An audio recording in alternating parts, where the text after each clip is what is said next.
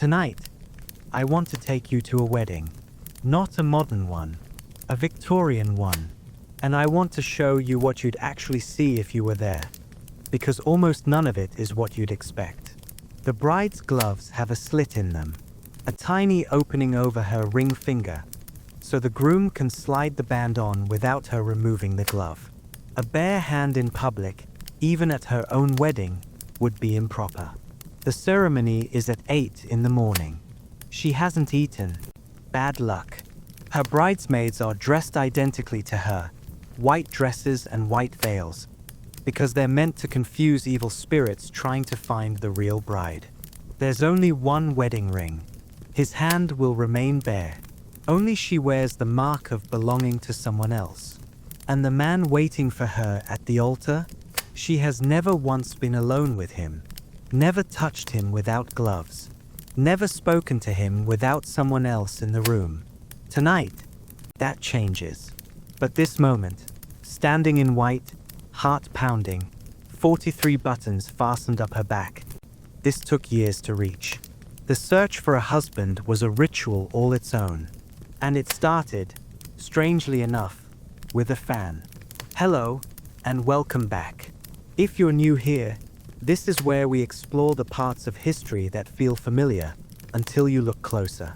The parts that remind us how much the world has changed and how much it hasn't.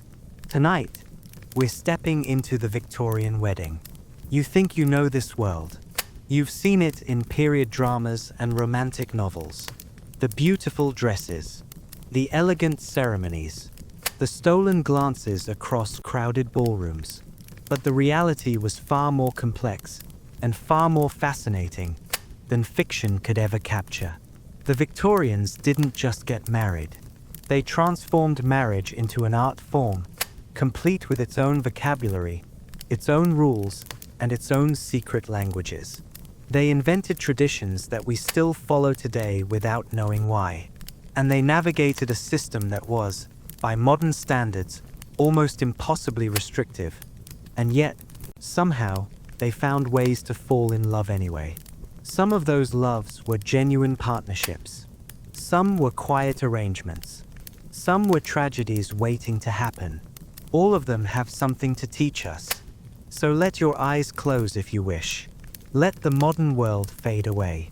And let me take you back to gaslit parlors and crowded ballrooms, to whispered conversations and unspoken longings, to the moment when a young woman's entire future hung on a single word. Let's begin where all Victorian love stories began, with the search. In Victorian England, a woman had one job. Not officially, of course. Officially, she was supposed to be accomplished. She was supposed to play piano beautifully and speak French passably and paint watercolors adequately. She was supposed to manage a household with invisible efficiency and raise children with firm but loving discipline. She was supposed to be educated enough to converse intelligently, but not so educated that she made men uncomfortable. But all of these accomplishments served a single purpose: to help her secure a husband. Marriage was, in the blunt language of the era, a woman's natural destiny. From the moment she was born, a girl was being prepared for it. Her education was designed around it. Her social calendar revolved around it. Her value to her family depended on it. A woman who didn't marry was called a spinster, a word that carried the weight of failure. She was an object of pity at best, of scorn at worst. She would spend her life dependent on relatives, passed from household to household like an inconvenient piece of furniture. She would never have a home of her own, children of her own, a name of her own. About 11% of Victorian women never married. 11% who, for whatever reason, couldn't find a husband or chose not to. We don't talk about them much in the history books, but they existed, living quiet lives in the margins of a society that had no place for them. For the other 89%, the search began early. Coming out. A girl's introduction to the marriage market was called coming out, and it was nothing like what that phrase means today. Coming out meant making your debut in society. It meant attending your first ball, wearing your first adult gown, being officially recognized as a young woman of marriageable age. Before this moment, you were invisible to the world of romance. After it, you were available. For wealthy families, coming out was an elaborate ritual. There might be a formal presentation at court, where the young woman curtsied before the queen herself. There would certainly be a ball in her honor, where she would be introduced to eligible young men under the watchful eyes of dozens of chaperones. For middle-class families, the ritual was simpler but no less significant. A tea party, perhaps, an announcement in the local newspaper, a new wardrobe and a new set of permissions. Suddenly, she could attend dances, receive callers, and begin the serious business of finding a husband. The ideal age for coming out was around 17 or 18. The ideal age for marriage was the early 20s. This gave a young woman perhaps 4 or 5 seasons to accomplish her mission. A season, that was what they called it. The social season, running roughly from April to July, when wealthy families gathered in London for an endless round of balls, parties, dinners, and entertainments. Every event was an opportunity. Every introduction was a potential connection. Every dance was a chance to catch someone's eye. If a young woman made it through one season without an engagement, there was no cause for alarm. 2 seasons, still acceptable. 3 seasons, and people began to whisper. 4 seasons, and the whispers turned to open speculation about what might be wrong with her. The pressure was immense. The stakes were real. And the tools available to young women were remarkably limited. The art of the glance. Victorian courtship was a spectator sport. A young woman couldn't approach a man she found interesting. She couldn't strike up a conversation without an introduction. She couldn't even acknowledge a man's presence unless they had been formally presented to each other by a mutual acquaintance of suitable standing. Once an introduction had been made, the rules remained strict. She couldn't use his first name. That was reserved for family and close friends. She couldn't be alone with him, ever, unless they were engaged. She couldn't write to him, couldn't accept gifts from him, couldn't express direct interest in him without risking her reputation. And yet, somehow, people fell in love. They did it through a secret language. A language of gestures and glances, of accessories and arrangements, of coded messages hidden in plain sight. Consider the fan. Every well-bred Victorian woman carried a fan. It was a practical accessory. Ballrooms were hot, after all, and layers of silk and crinoline didn't breathe. But the fan was also a communication device, as sophisticated as any smartphone. If she held the fan closed while talking to a man, she was signaling that she had no romantic interest. A half-open fan meant friendship, only. A fully open fan meant she was very interested indeed. But it went further than that. Fanning quickly meant she was independent, not looking for a relationship. Fanning slowly meant she was already engaged. Holding the fan to her lips meant she wanted to talk to him privately. Touching her right cheek with the fan meant yes. Touching her left cheek meant no. Dropping the fan meant we will be friends. Twirling the fan in the left hand meant we are being watched. Placing the fan near her heart meant you have won my love. Imagine trying to conduct a courtship through this elaborate semaphore, across a crowded ballroom, while maintaining perfect composure and carrying on polite conversation with whoever happened to be standing nearby. The men had their own codes. The angle of a bow could convey interest or indifference. The way a gentleman offered his arm could signal his intentions. Even the timing of a dance request carried meaning. Asking too early was presumptuous. Asking too late was insulting. Asking at just the right moment showed both interest and restraint. It was exhausting. It was thrilling. It was the only game in town. But the fan was not the only way to speak without speaking.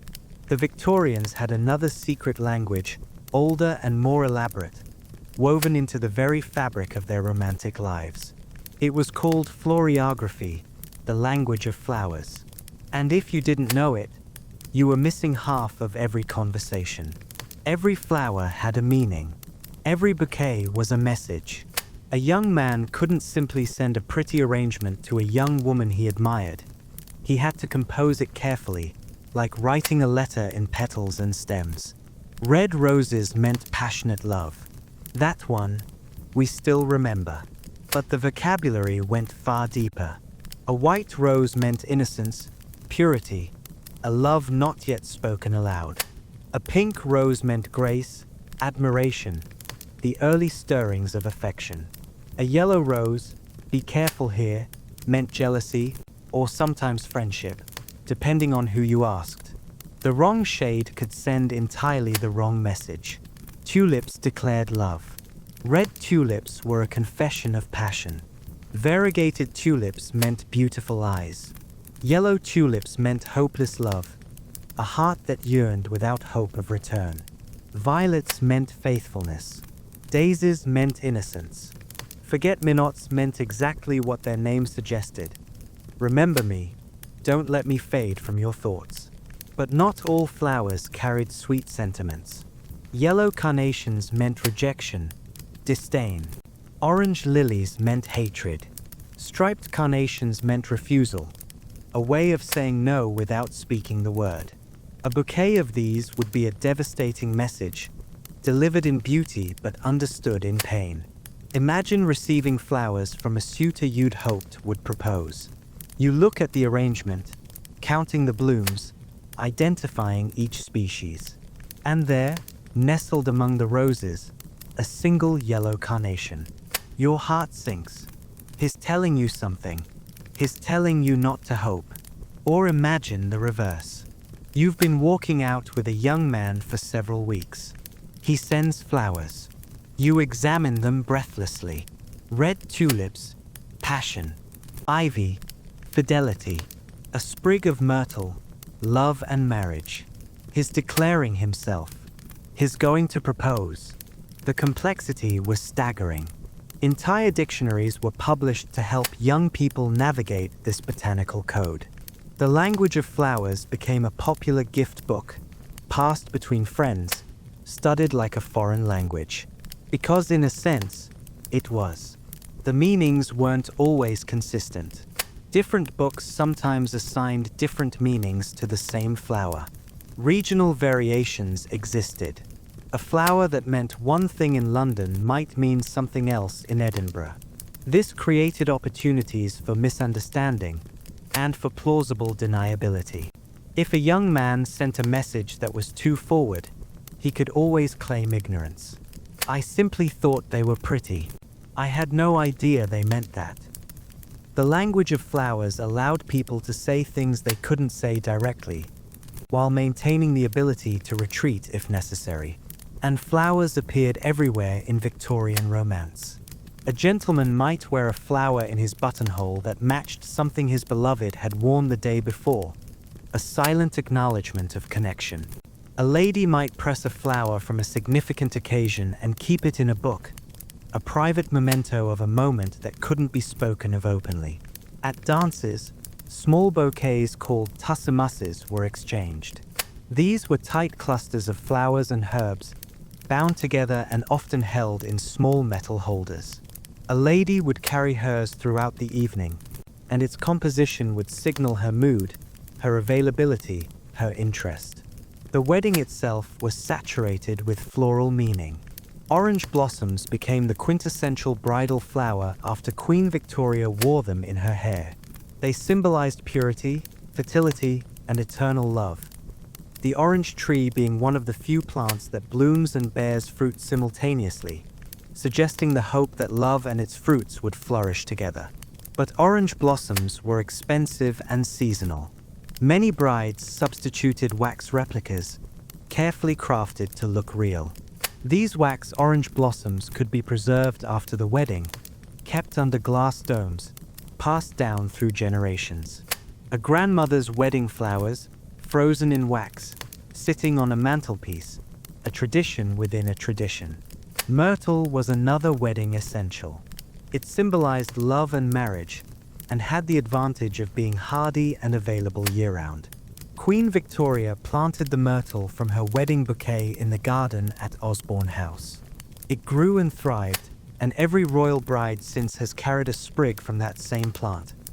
A living link to Victoria's wedding day, still blooming after nearly 2 centuries. The bride's bouquet was composed with care, each flower chosen for its meaning. The groom's boutonniere would often include a flower from the bride's bouquet, a symbol of unity, a visual connection between them as they stood at the altar. Even the flowers decorating the church carried meaning. Lilies for purity, roses for love, ivy for fidelity and the hope that the marriage would cling and grow stronger over time. After the wedding, flowers continued to speak. A husband might send his wife flowers on their anniversary, choosing blooms that recalled their courtship. A wife might grow certain flowers in her garden as private symbols of her feelings. The language never quite faded. It simply became more personal, more intimate, spoken only between 2 people who had learned each other's dialects. We've lost most of this vocabulary now. We send red roses on Valentine's Day because we vaguely know they mean love. We buy whatever looks pretty at the florist without worrying about hidden messages. But for the Victorians, flowers were words. And every garden was a library. Beyond the ballroom, courtship moved into the parlor. If a gentleman wished to pursue a lady's acquaintance, he would call on her at home during the designated at-home hours, usually between 3 and 6 in the afternoon. But he couldn't simply knock on the door and ask to see her. That would be far too direct. Instead, he would leave a calling card with the servant. Calling cards were small pieces of heavy paper, about the size of a playing card, printed with the gentleman's name and sometimes his address. They seem simple enough, but in the Victorian world, nothing was simple. The way you presented your card communicated specific messages. Folding down the upper right corner meant you had come in person, rather than sending a servant. Folding down the upper left corner meant you were congratulating the family on a happy occasion. Folding down the lower right corner meant you were saying goodbye before a journey. If the lady was receiving visitors, she might come down to the parlor to see him, always with a chaperone present, of course. If she wasn't receiving, she might send her own card back, indicating that a future visit would be welcome. Or she might simply keep his card without responding, a polite but clear rejection. For young people who hadn't yet been formally introduced, there was an even more clandestine system, the escort card. These were smaller than calling cards, often decorated with illustrations or humorous messages. A young man might slip one to a young woman at a party, asking if he could escort her home. The cards had names like acquaintance cards or flirtation cards, and they were wildly popular despite, or perhaps because of, their slightly scandalous nature. "May I see you home?" read one popular design. "Scratch my back and I'll scratch yours," read another. Some were surprisingly forward, not married and out for a good time. Parents were horrified. Young people loved them. The cards represented a tiny rebellion against the rigid system, a way of making contact without going through the proper channels. The chaperone's shadow. None of this happened without supervision. The chaperone was one of the most important figures in Victorian courtship, and one of the most overlooked in our modern understanding of the era. She was typically an older woman, an aunt, a married sister, a family friend, or sometimes a paid companion. Her job was to ensure that nothing improper happened between a young woman and any gentleman caller. She was always present, in the parlor during visits, at the edge of the ballroom during dances, walking a few steps behind during the rare occasions when a couple was allowed a semi-private conversation. The chaperone couldn't prevent a young woman from falling in love with the wrong person, but she could prevent her from acting on it. She could intercept inappropriate letters. She could refuse to allow certain callers. She could steer her charge away from undesirable connections and toward more suitable matches.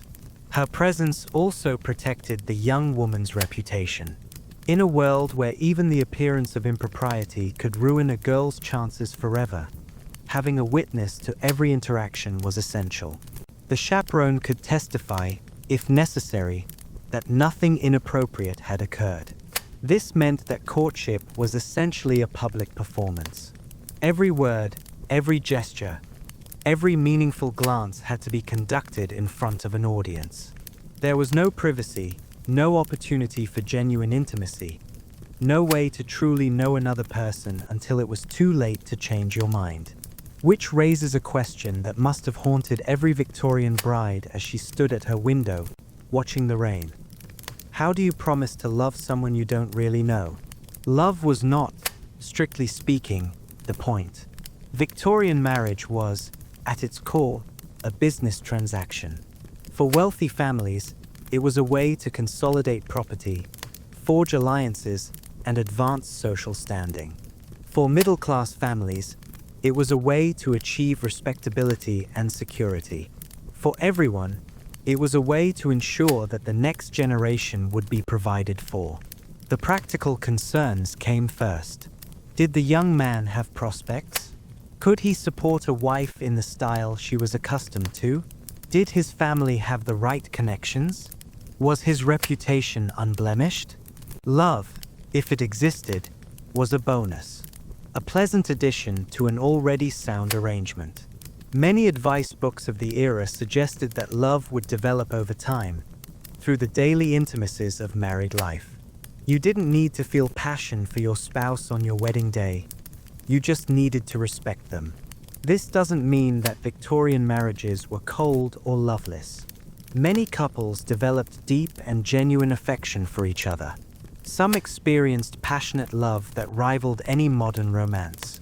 But the structure of courtship made it almost impossible to know, beforehand, which kind of marriage you were getting. A man might seem charming and attentive during the carefully supervised hours of courtship, then reveal himself to be cruel or indifferent once the wedding was over. A woman might appear modest and accomplished, then turn out to be lazy or difficult. There was no way to know. The system was designed to present everyone at their very best, their most polished, their most controlled. The real person was hidden beneath layers of performance. The proposal. At some point, if all went well, a gentleman would decide to propose. This was his privilege alone. A woman could not propose marriage. The very idea was shocking, improper, almost unthinkable. She could only wait, hope, and deploy her fan in encouraging ways. The one famous exception was Queen Victoria herself, who proposed to Prince Albert in October of 1839. But she was the Queen of England. She was required by protocol to do the asking, since no man could presume to propose to a reigning monarch. She was, quite literally, the exception that proved the rule. For everyone else, the man asked. Usually, he would approach the young woman's father first. This was both a courtesy and a necessity. Without the father's blessing, no respectable marriage could proceed. The father would assess the young man's finances, his prospects, his family background. He would consider whether this match would benefit his daughter and, equally important, whether it would benefit the family as a whole. If the father approved, the young man was granted permission to speak to the daughter directly. This conversation was the closest thing to privacy the couple had experienced so far. The chaperone might withdraw to the far side of the room, giving them the illusion of intimacy while remaining close enough to observe. The proposal itself was expected to be romantic but restrained. The gentleman might go down on one knee. This tradition was already established by the Victorian era. He would declare his feelings, his hopes for their future together, his desire to make her his wife. And she would accept. Or she wouldn't. Refusing a proposal was entirely within a woman's rights. She could say no for any reason or no reason at all. But refusing carried consequences. If she refused too many proposals, people would wonder why. If she encouraged a man's attentions and then refused him, she might be labeled a flirt or a tease, dangerous labels that could damage her reputation. The safest course was to discourage unsuitable men early, before they reached the point of proposal. A well-managed courtship should lead smoothly to an engagement that both parties desired. If she said yes, the gentleman would present her with a ring. The engagement ring as we know it, a diamond solitaire on a gold band, was largely a Victorian invention. Before this era, engagement rings were rare and varied. The Victorians transformed them into a required symbol of betrothal. The style reflected the times. Queen Victoria received a serpent ring from Prince Albert, with an emerald set into the snake's head. Snakes symbolized eternal love in Victorian iconography. The creature swallowing its own tail represented the endless cycle of devotion. After the royal engagement, serpent rings became fashionable among brides-to-be. Other popular styles included rings with multiple stones, each beginning with a letter that spelled out a word. A ruby, an emerald, a garnet, an amethyst, and another ruby would spell regard. A lapis, an opal, a vermeil, and an emerald would spell love. The discovery of diamond mines in South Africa in 1867 made diamonds more accessible, and they gradually became the default choice for engagement rings. Their hardness symbolized the permanence of the commitment. Their brightness symbolized the clarity of the love. The ring was the first tangible evidence of the engagement. A young woman could now wear it openly, displaying to the world that she had achieved her goal. She was claimed, committed, on her way to the altar. The engagement was not a time for relaxation. If anything, the rules became stricter. An engaged couple was expected to behave with even more propriety than before, conscious that any scandal now would be doubly damaging. The engagement could be broken if either party discovered something unacceptable about the other, but breaking an engagement was serious business, potentially leading to lawsuits for breach of promise.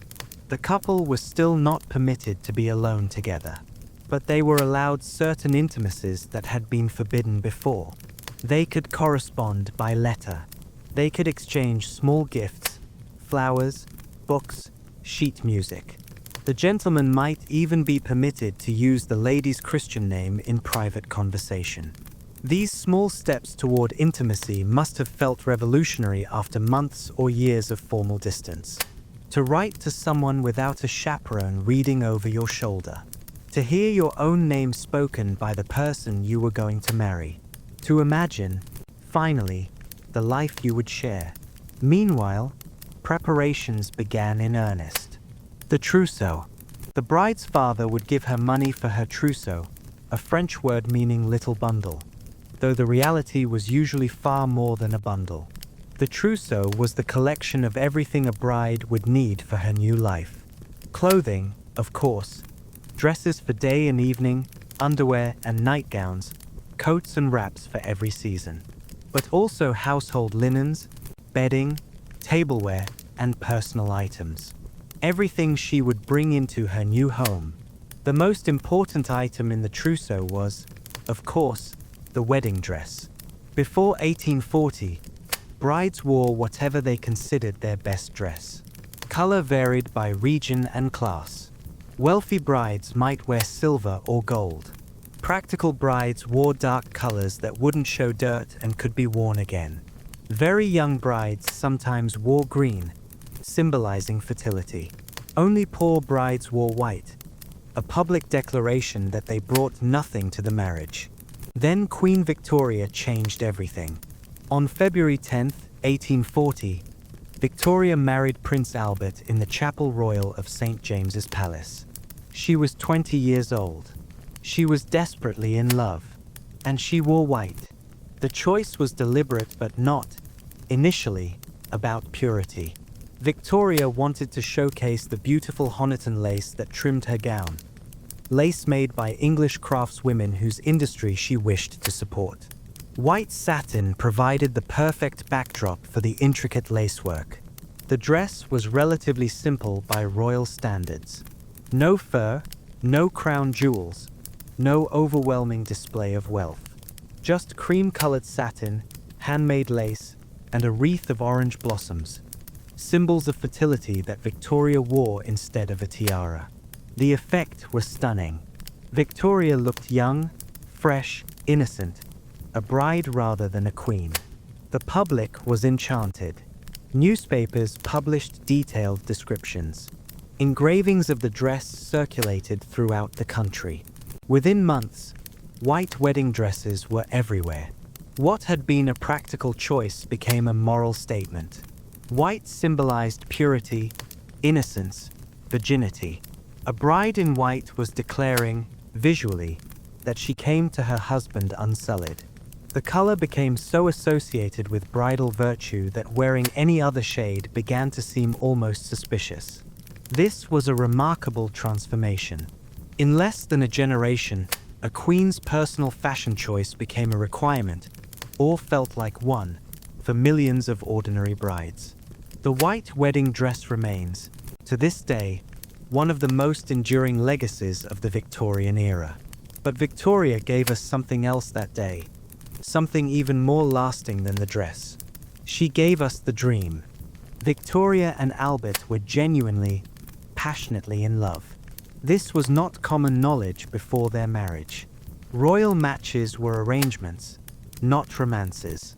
Nobody expected the young queen to feel anything particular for the minor German prince who had been selected for her. But Victoria did feel something particular. She felt everything. "He is so excessively handsome," she wrote in her diary after their first real meeting when she was 17. "His eyes are large and blue, and he has a beautiful nose and a very sweet mouth with fine teeth." They were cousins, their mothers were sisters, and they had been introduced years earlier, when both were children. But that first adult meeting sparked something that neither could ignore. Victoria, who had resisted all suggestions of marriage as a threat to her independence, suddenly found herself dreaming of a life with Albert. By royal protocol, she had to do the proposing. On October 15, 1839, she called Albert into her sitting room and asked him to marry her. "I told him it was a great sacrifice on his part," she recorded, "but he said he was very happy to do it." The wedding itself was unlike anything England had seen. Previous royal weddings were small, private, evening affairs. Victoria insisted on a daytime ceremony, a public procession, an opportunity for her people to see and celebrate with her. The crowds were enormous. They cheered as her carriage passed, as if her happiness were their happiness too. And in a sense, it was. Victoria's obvious joy in her marriage, her willingness to show emotion, to be a bride rather than just a queen, invited the public into her romance. After the ceremony and the wedding breakfast, Victoria and Albert departed for a short honeymoon at Windsor Castle. That evening, Victoria wrote in her diary, "I never spent such an evening. My dearest, dear Albert. His excessive love and affection gave me feelings of heavenly love and happiness I never could have hoped to have felt before. He clasped me in his arms, and we kissed each other again and again. His beauty, his sweetness and gentleness. Really, how can I ever be thankful enough to have such a husband?" The capital letters were hers. The exclamation points were hers. The overwhelming emotion was entirely hers. Victoria was not supposed to feel this way. Queens were not supposed to write this way. But she did, and she did. And in doing so, she gave permission to countless other women to hope for the same. Maybe marriage could be more than duty. Maybe it could be joy. The night before the wedding was the longest night of her life. She lay in her childhood bed for the last time. The same bed where she had slept for 20 years, where she had dreamed her girlhood dreams, where she had whispered secrets to her sisters in the dark. Tomorrow night, she would sleep somewhere else, beside someone else. She would never sleep in this room again. The house was quiet now, but it had been chaos all day. Final fittings for the dress. Deliveries of flowers. The cook in a panic about the wedding breakfast. Her mother giving contradictory instructions to servants who were already overwhelmed. Her father retreating to his study, escaping the feminine hurricane that had engulfed his home. And through it all, she had been the eye of the storm. Strangely calm, strangely distant, as if she were watching everything happen to someone else. Her trousseau was packed and ready. 12 new chemises, embroidered with her new initials, not her own anymore, but his. Nightgowns she had never worn, made of finer fabric than anything she had owned as a girl. Dresses for morning and afternoon and evening, for walking and visiting and dining. Everything new, everything chosen for a life she had never lived. Her mother had come to her room earlier that evening. There were things to discuss, she said. Things a bride should know. The conversation was halting, embarrassed, inadequate. Her mother spoke in metaphors and euphemisms, circling around the subject without ever quite landing on it. There would be certain duties. Her husband would have certain expectations. She must submit with grace and patience. It would become easier with time. What duties? What expectations? Her mother couldn't bring herself to say, and she couldn't bring herself to ask. So now she lay in the dark, not knowing, imagining, fearing. Her married friends had been only slightly more helpful. One had whispered that it wasn't so bad. Really, once you got used to it. Another had gone pale and changed the subject.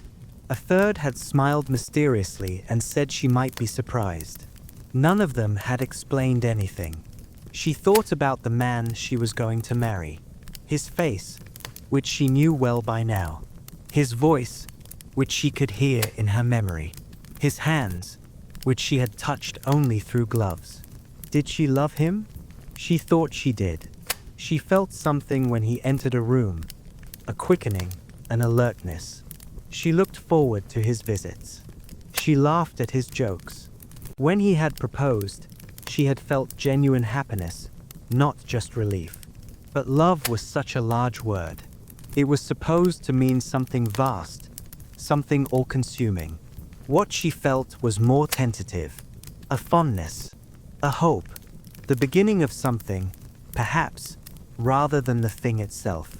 Was that enough? It had to be. Tomorrow, there would be no going back. She got out of bed and went to the window. The street was empty, gaslit, peaceful. Somewhere out there, in another house, he was also awake. She was certain of it. Was he nervous too? Was he lying in his bed, thinking about tomorrow, wondering what kind of husband he would be? Men had more freedom, she knew. He had probably done things, been places, experienced aspects of life that were forbidden to her. She didn't know the details and didn't want to. Whatever he had done before, tomorrow they would begin fresh. Tomorrow, they would belong only to each other. She tried to imagine their life together. A house, they had already chosen it. A modest but respectable address. Servants, just a few to start, a cook and a maid.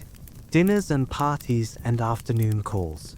Children, eventually, a family of their own. It seemed so abstract, so distant, like a story someone had told her rather than a life she was about to live. She returned to bed but didn't sleep. The hours passed slowly. She heard the clock strike midnight, then 1, then 2. At some point, she must have dozed, because suddenly there was grey light at the window and someone was knocking at her door. "Miss, it's time to wake up. Your mother wants you downstairs by 6. She opened her eyes. The last morning, the final hours. In her dressing room, the white dress hung waiting. She had tried it on a dozen times, but today it looked different. More real, more final. The maid helped her wash and dress in her ordinary clothes. She would change into the wedding dress later, just before leaving for the church. For now, There was breakfast to attempt and fail to eat.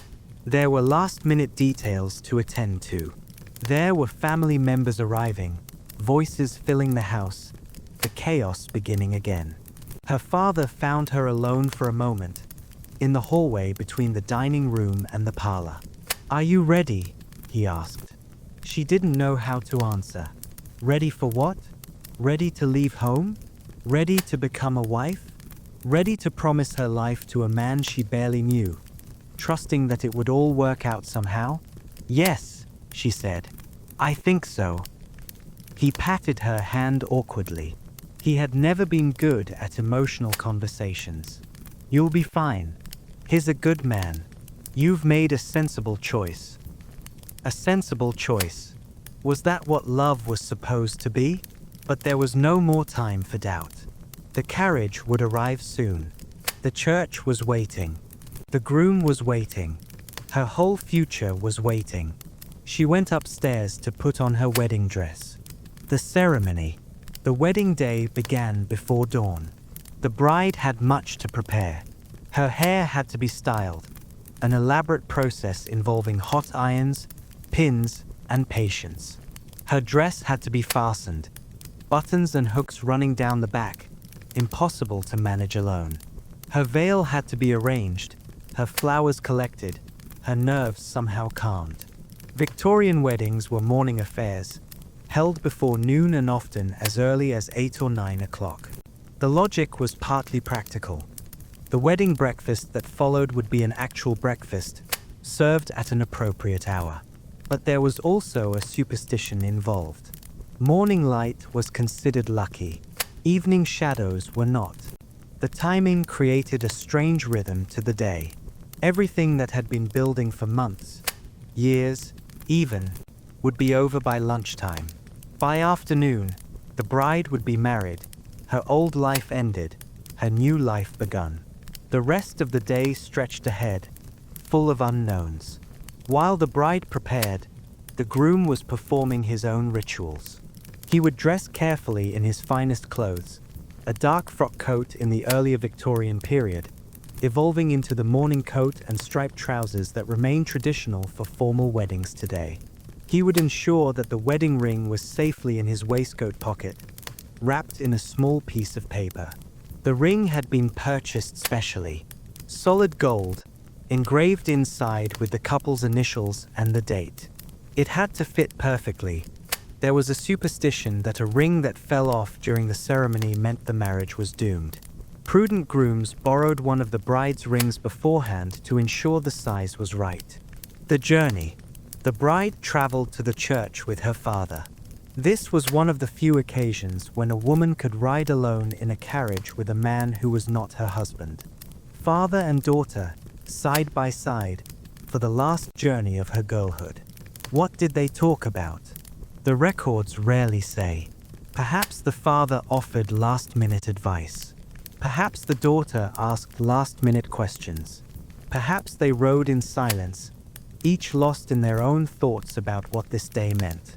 At the church, the groom would already be waiting. He was not supposed to see the bride before the ceremony, a superstition that persists to this day. He would stand at the altar with his best man, his back to the door, listening for the music that would signal her arrival. The church itself would be decorated with flowers. Roses were popular, as were orange blossoms, the same flowers that Victoria had worn in her hair. Flower girls might scatter petals down the aisle. The sweet scent would mix with the mustiness of the old church and the nervous perspiration of the congregation. The music. And then, the music. Queen Victoria's eldest daughter, also named Victoria, revolutionized wedding music when she married Prince Frederick of Prussia in 1858. She chose two pieces that would become inseparable from Western weddings ever after. For her entrance, she selected the bridal chorus from Richard Wagner's opera Lohengrin, Here Comes the Bride, as it would come to be known. The stately, solemn melody announced her approach and gave rhythm to her walk down the aisle. For her exit, she chose Felix Mendelssohn's Wedding March from A Midsummer Night's Dream, the triumphant burst of music that still accompanies newlyweds as they leave the church. Before 1858, wedding music had been whatever the local organist decided to play. After 1858, these two pieces became almost mandatory. Today, more than a century and a half later, most people couldn't imagine a wedding without them. The words. The ceremony itself followed the form prescribed in the Book of Common Prayer. Dearly beloved, we are gathered together here in the sight of God, and in the face of this congregation, to join together this man and this woman in holy matrimony. The words were familiar to everyone present. They had heard them at countless other weddings, had perhaps memorized them as children, had known they would someday speak or hear them at their own. But familiarity didn't diminish their power. The ceremony included certain questions that the bride and groom answered separately. The man was asked if he would have this woman to be his wedded wife, to live together after God's ordinance in the holy estate of matrimony. Would he love her, comfort her, honor, and keep her, in sickness and in health? He would. The woman was asked the same questions, with one crucial addition. Would she love, comfort, honor, and keep him? Would she obey him and serve him? Obey and serve. Modern brides often remove these words from their vows, but Victorian brides could not. The promise to obey was not optional. It was the foundation of the legal relationship they were entering, a relationship in which the husband had almost complete authority over his wife. Some women said the word without hesitation, believing that obedience was right and proper. Some said it with private reservations, intending to interpret it loosely. Some said it with dread, knowing that obedience to a cruel or foolish man could mean a lifetime of suffering. All of them said it. The ceremony could not proceed without it. After the vows came the ring. The groom would take it from his pocket, or, more traditionally, receive it from the best man or the officiating minister. He would place it on the bride's finger while reciting the words, "With this ring I thee wed, with my body I thee worship, and with all my worldly goods I thee endow." The ring went on the fourth finger of the left hand. The tradition was ancient, dating back to the Roman belief that a vein ran directly from that finger to the heart, the vena amoris, the vein of love. The ring, encircling the finger, would capture and hold the love that flowed through that vein. Only the bride received a ring in the Victorian era. The groom wore none. His wedding band was a much later invention. It didn't become common until the 20th century, and only truly widespread during World War II, when soldiers wore rings as reminders of the wives they'd left behind. So only she was marked. Only she wore the visible sign of belonging to someone else. The pronouncement. I pronounce that they be man and wife together, in the name of the Father, and of the Son, and of the Holy Ghost. Amen. It was done. Church bells would ring, a tradition meant to drive away evil spirits and announce the joyful news to the surrounding parish. The couple would sign the register, making their marriage official in the eyes of the law as well as the church. Then came the recessional.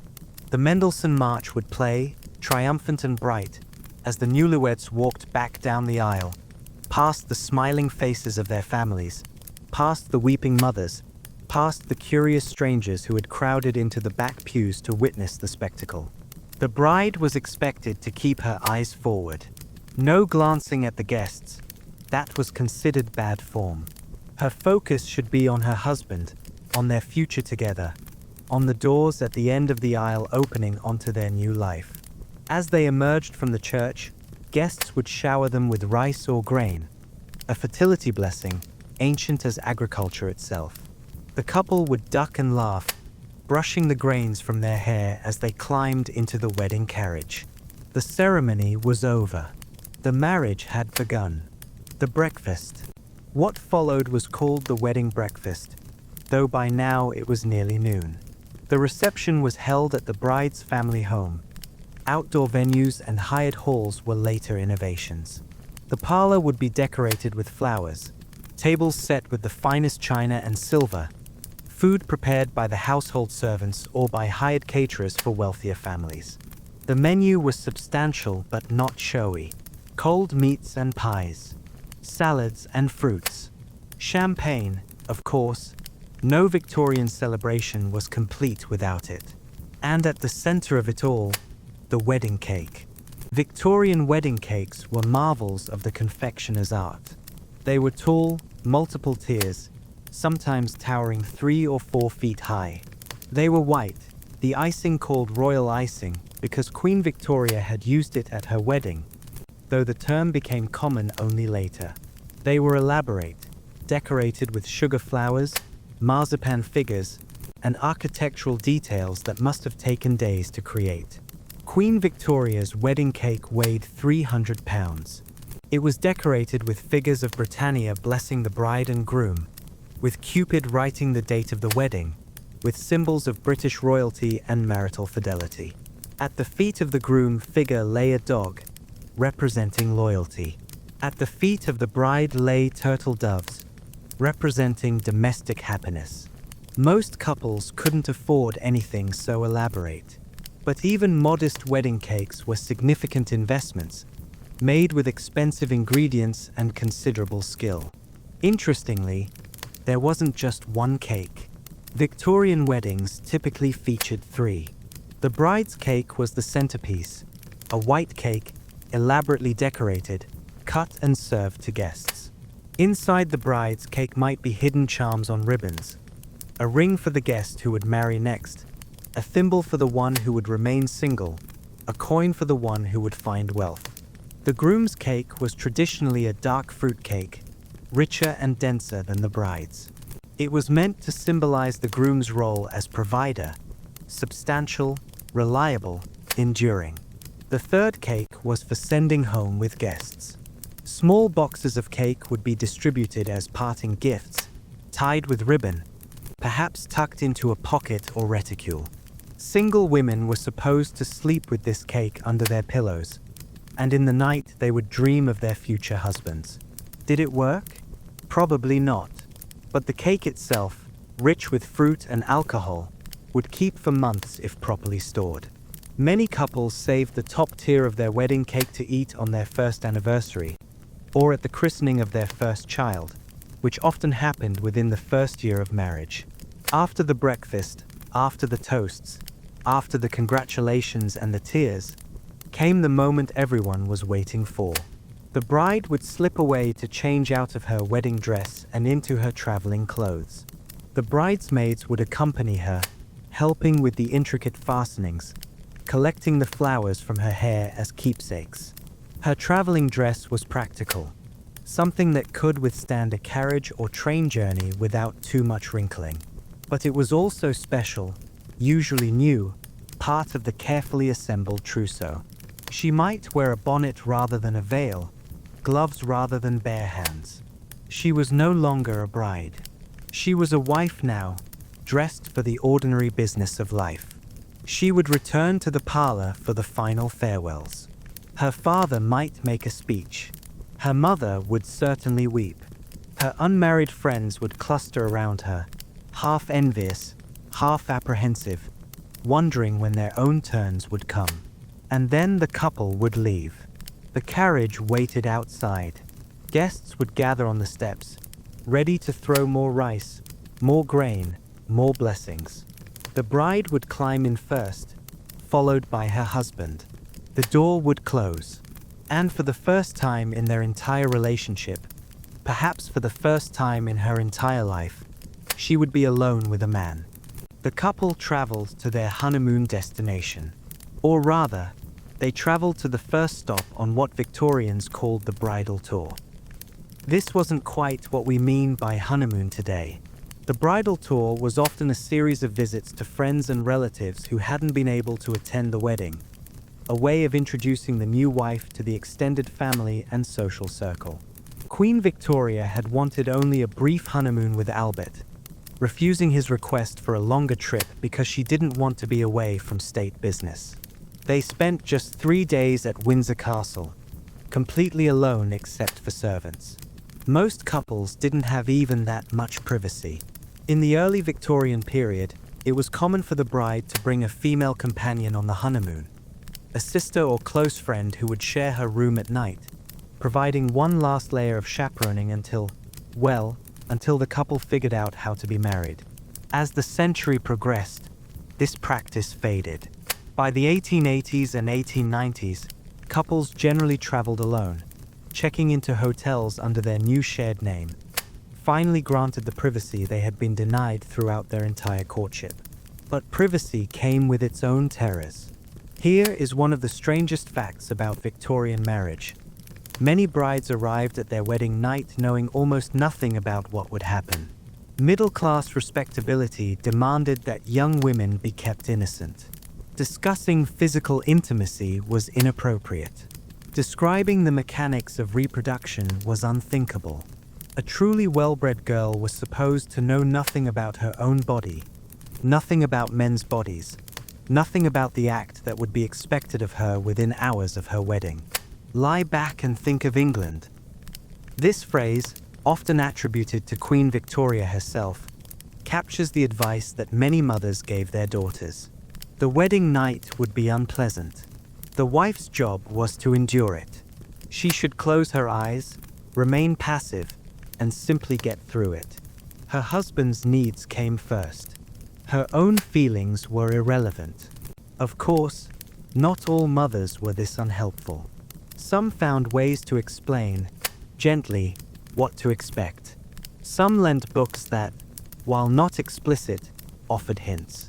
Some relied on older married sisters or friends to fill in the gaps.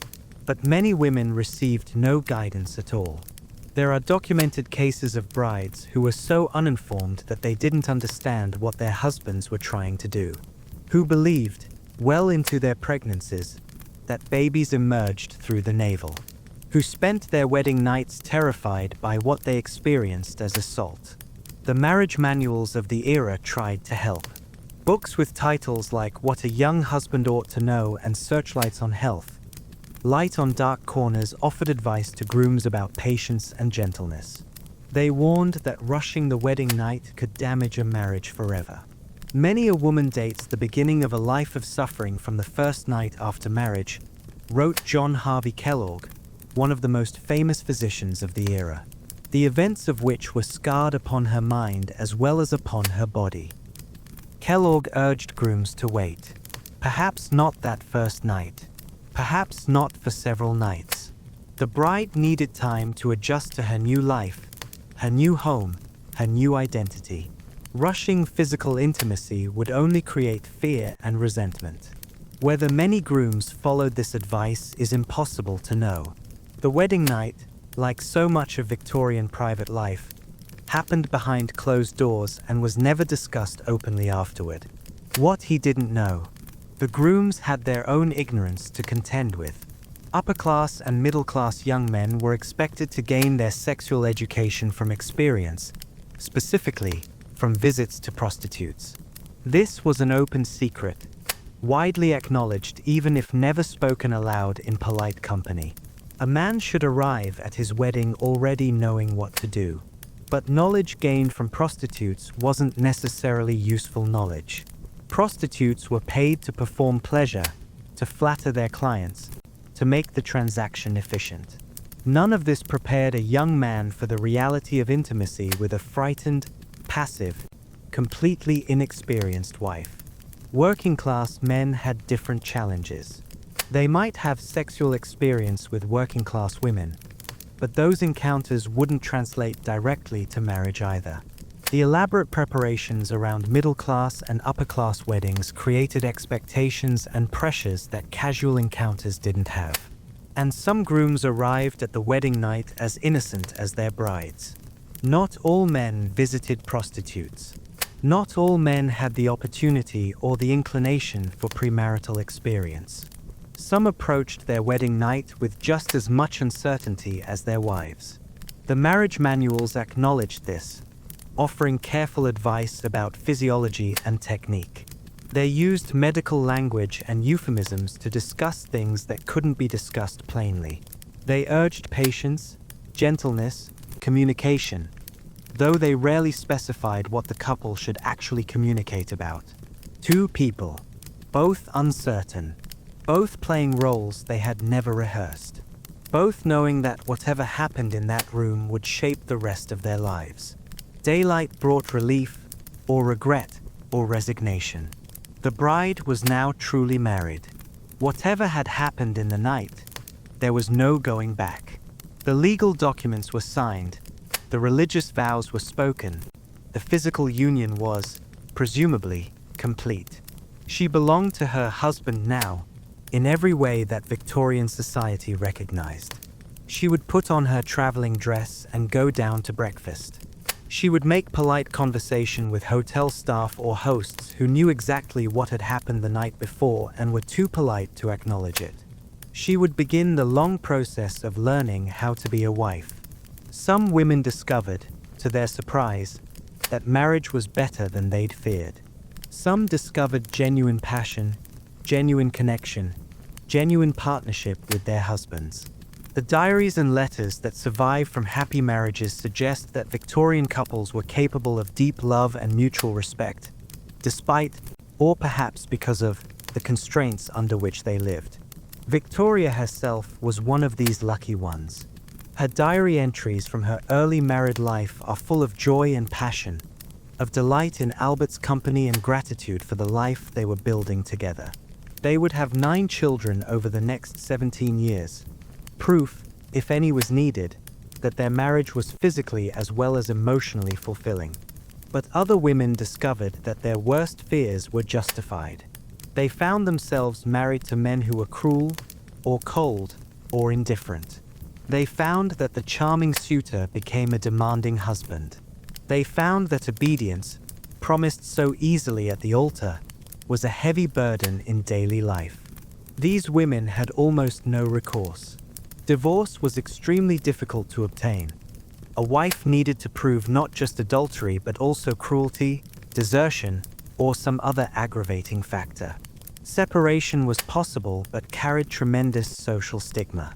Most unhappily married women simply endured, making the best of their situations, finding what small pleasures they could within the bounds of their vows. A woman's highest duty is to suffer and be still. That was the advice of one popular guidebook from 1842. Suffer and be still. Endure whatever your husband brings. Find dignity in silence. Some women found dignity. Some found only suffering. All of them lived with the consequences of a system that gave them almost no control over their own destinies. The honeymoon ended. The real marriage began. She arrived at her new home, their new home, with trunks full of trousseau and a head full of uncertainty. The servants lined up to meet her. The cook, the housemaid, the daily girl who came to do the rough work. They curtsied and called her and waited for instructions. She had never given instructions to anyone in her life. At her parents' home, she had been a daughter. She had helped with household tasks, certainly, but her mother had been in charge. Her mother had planned the menus, managed the servants, decided how the household would run. She had merely followed along, learning by observation, never actually responsible. Now she was responsible for everything. The first weeks were overwhelming. She had to learn the rhythms of a new house, when the coal was delivered, when the butcher called, when the linens needed changing. She had to establish relationships with servants who had their own opinions about how things should be done. She had to plan meals for a husband whose preferences she was only beginning to discover. And she had to do it all while appearing calm, competent, and in control. Because that was what a wife was supposed to be. Victorian domestic manuals were very clear on this point. A wife's primary duty was to create a haven for her husband. He went out into the harsh world of business and commerce. She maintained a sanctuary of peace and comfort for him to return to. The home should be spotless, the meals should be nourishing, the atmosphere should be serene. The wife herself should be serene. She should greet her husband with a smile, never burden him with domestic troubles, never complain about the difficulties of her day. Her problems were petty compared to his. Her struggles were unworthy of mention. This was the doctrine of separate spheres that dominated Victorian thinking. Men belonged to the public world, work, politics, society. Women belonged to the private world, home, family, domesticity. Each sphere had its own rules, its own values, its own measures of success. Within her sphere, a wife had considerable power. She controlled the household budget, often managing more money than she had ever seen as a daughter. She hired and fired servants. She decided what the family ate, wore, and did with their leisure time. In practice, middle-class wives were managers of small but complex enterprises. But her power was always subordinate to her husband's authority. He could overrule any decision. He could demand changes. He could, if he chose, involve himself in the minutest details of household management, though most men preferred to leave such matters to their wives. The balance of power varied enormously from marriage to marriage. Some husbands were generous and trusting, giving their wives full control of domestic affairs. Others were controlling and suspicious, questioning every purchase, criticizing every decision. A wife's happiness depended largely on which kind of husband she had married, and she was only now beginning to find out. The first months of marriage were a process of discovery. She learned that he was particular about his breakfast. Eggs cooked just so, toast neither too dark nor too pale. She learned that he disliked unexpected visitors and preferred quiet evenings at home. She learned that he was generous with housekeeping money but anxious about larger expenses. He learned things about her too. That she was more competent than she appeared. That she had a sharp sense of humor when she felt comfortable enough to show it. That she cried easily but recovered quickly. That she hated confrontation but could be stubborn when she believed she was right. They were becoming, slowly, a couple. Not the performed couple of their courtship days, carefully observed by chaperones and constrained by etiquette. A real couple, with private jokes and minor irritations and a shared life that no one else could see. The physical aspect of marriage became, if not comfortable, at least familiar. She learned what to expect. She learned that it wasn't always unpleasant. Sometimes it was even something she looked forward to, though she would never have admitted this aloud. The terror of the wedding night faded into routine, and routine eventually faded into intimacy. She also learned about the social duties of a married woman. She was expected to be at home on certain days, published in the newspaper, so that acquaintances would know when to call. On those days, she would sit in her parlor, dressed formally, receiving visitors who came to pay their respects. At first, the visitors were congratulatory, friends and family coming to see how the newlyweds had settled in. They inspected her home, evaluated her housekeeping, assessed her success as a wife. She served tea and made conversation and tried not to feel like she was being judged. Later, the visits became more routine. Ladies called on each other as a form of social maintenance, keeping connections alive, exchanging news and gossip. A wife's social calendar was a measure of her standing. Too few visitors suggested unpopularity. Too many suggested insufficient discrimination. She began to make calls herself, venturing out into society as a married woman for the first time. It felt different than it had as a girl. She was taken more seriously now. Her opinions carried more weight. She had crossed an invisible threshold into adulthood, and the world treated her accordingly. Months passed. The strangeness faded. The new house became simply home. The new name became simply her name. The man she had married became simply her husband. Familiar, known, woven into the fabric of her daily life. Was she happy? She thought so. She had a home and a husband and a place in the world. She had security and respectability and the quiet satisfaction of competence. If there were moments of loneliness, of wondering what else life might have held, she pushed them aside. This was what she had chosen. This was what she had. And soon, she was almost certain now, there would be a child. And yet, the Victorian era was also a time of profound change in how people thought about marriage. The very traditions we've been discussing, the white dress, the engagement ring, the romantic wedding, represented a shift in emphasis from marriage as economic transaction to marriage as emotional union. The Victorians invented the idea of marrying for love as a cultural ideal. Before their era, love was a nice bonus. During their era, it became the expectation, or at least the hope. They invented the honeymoon as we know it, a private time for the couple to bond before taking up the responsibilities of married life. Before them, newlyweds often moved directly into their new home, immediately surrounded by relatives and servants and obligations. They invented the sentimental wedding, the flowers and the music and the carefully planned details. Before them, weddings were often perfunctory affairs, dealt with quickly so everyone could get on with their lives. In creating these traditions, the Victorians were reaching for something. They were trying to transform marriage from a duty into a romance. They were trying to give couples a foundation of beauty and emotion on which to build their shared lives. Did it work? Sometimes. Not always. But the attempt itself was meaningful. The rain has stopped.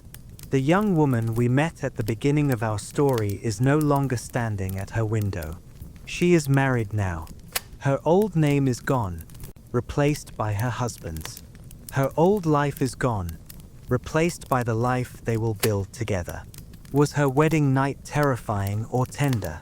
Was her husband kind or cruel? Did love grow between them, or did they simply learn to tolerate each other? We can't know. The records don't say. She was one of millions of Victorian brides, each with her own story, most of those stories lost to time. But we can know this: she did it. She walked down that aisle, spoke those vows, crossed that threshold into the unknown. She took the risk that every bride takes, the risk of binding herself to another person, for better or worse, for richer or poorer, in sickness and in health. The Victorians didn't invent marriage, but they invented the wedding, the ritual, the spectacle, the tradition-laden ceremony that we still perform today. When a modern bride walks down the aisle in white, she is following in Victoria's footsteps. When she exchanges rings, when she shares wedding cake, when she departs on a honeymoon, she is participating in traditions that the Victorians created or codified.